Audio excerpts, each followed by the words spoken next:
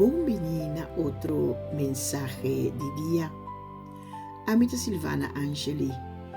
El tema anual da intimidad con Dios en el lugar secreto. Mita llama mi pueblo for di actuación público para un encuentro privado. E serie semanal da transformación. Y la palabra de hoy da obedecer. Voor die Bijbel nos escoge versículo voor di Juan 4:5, utabisa, si boso tastimami, boso lo guarda, mi mandamento não. A palavra original para obedecer da terau.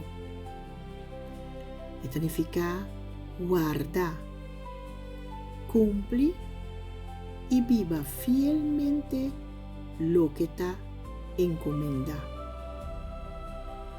Obediencia no está solamente así lo que te mandado. Te guarda la palabra dentro del corazón y laga e dirigibo vida tu día. Transformación no te queda en nos pensamentos não só. Esta vida visível de maneira que nós está viva. Ora nós estima Deus, nós está começar a obedecer, não para obrigação, sino para sobre nosso coração a queda transformar. Obediência é fruta natural de intimidade com Deus. En el lugar secreto, nos atende su voz. En vida diario, nos pone su palabra en práctica. ¿Qué acción nos por tomar hoy? Puntra mes, ¿ten algún área de mi vida camina Dios a papia clara, pero me no a obedecer ainda?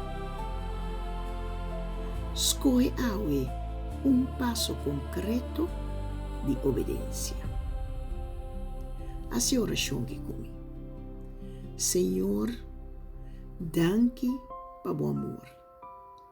Mi no que solamente tende vos, mi que obedecebo con entero mi corazón. Doname el valor para hacer lo que vos te pide, aunque no siempre está fácil. Laga mi vida reflejar como estimado. En nombre de Jesús. Amén. Y frase y día, obediencia no está un carga. Ta e prueba que amor para Dios ta viva en nuestro corazón. Amita Silvana Angeli. Dios bendicionado y la nos visa de mañana con poder de Dios en otro mensaje de día.